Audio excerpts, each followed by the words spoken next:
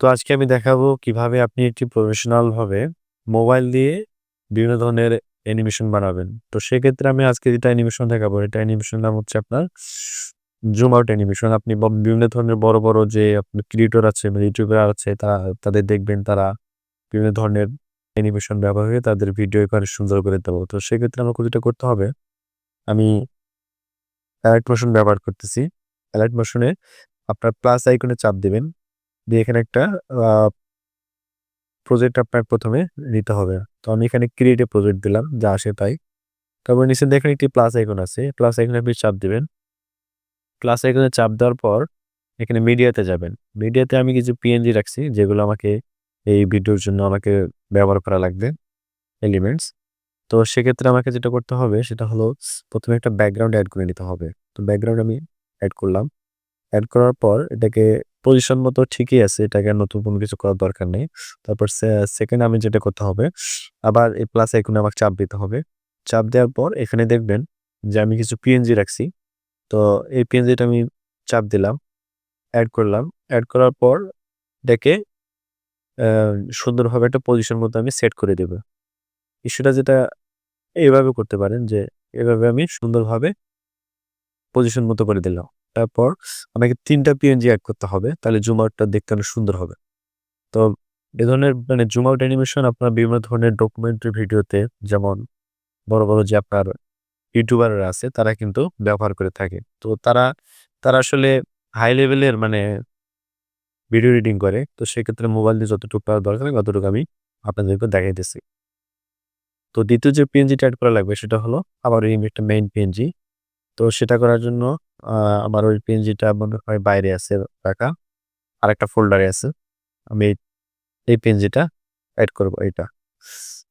Same কাজ, এটাকে position করে দিবেন ঠিকঠাক মতো। স্কেলে গিয়ে এটা একটু হালকা জুম আউট করে দিয়ে এটা দেন।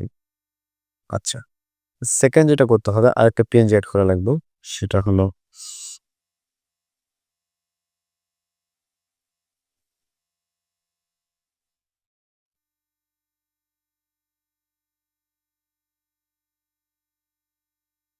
স্কেলে গিয়ে এটাকে পজিশন করে দিবেন।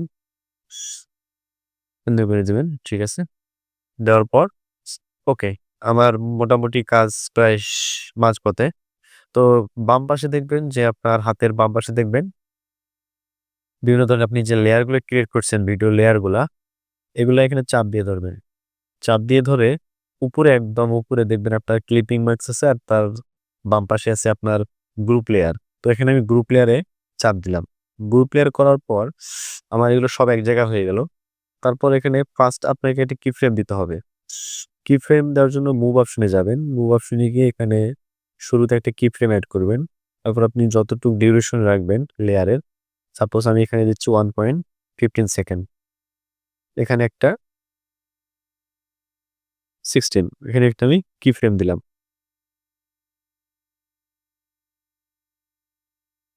কি ফ্রেম দেওয়ার পর শুরুতে আসবেন। শুরুতে আসার পর এই আপনার জেড অপশন আছে হাতের বাম পাশে দেখবেন আপনার সোয়াইপ হেয়ার মুভ লেয়ার। তার নিচে দেখবেন জেড অপশন, এখানে চাপ দিবেন। চাপ দিয়ে এই লেয়ারটাকে বাইরে করে দিবেন একদম। এভাবে হাত দিয়ে সোয়াইপ করে, করে বাইরে দিবেন। পজিশনটা ঠিকমতো করে নিবেন যাতে দেখতে সুন্দর লাগে। এটা এভাবে বাইরে করে দিবেন।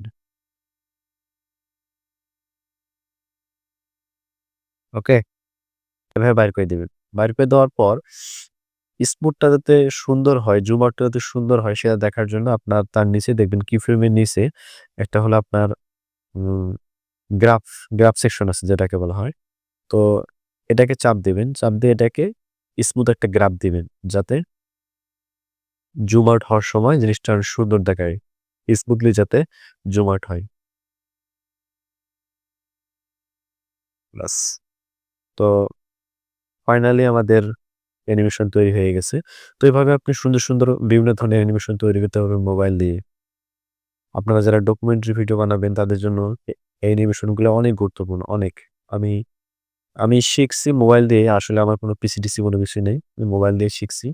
এগুলো আমার ভাল লাগে, যার জন্য আমি বসে, বসে এগুলো অ্যানিমেশন বিভিন্ন ধরনের অ্যানিমেশন আমি তৈরি করি মোবাইল দিয়ে।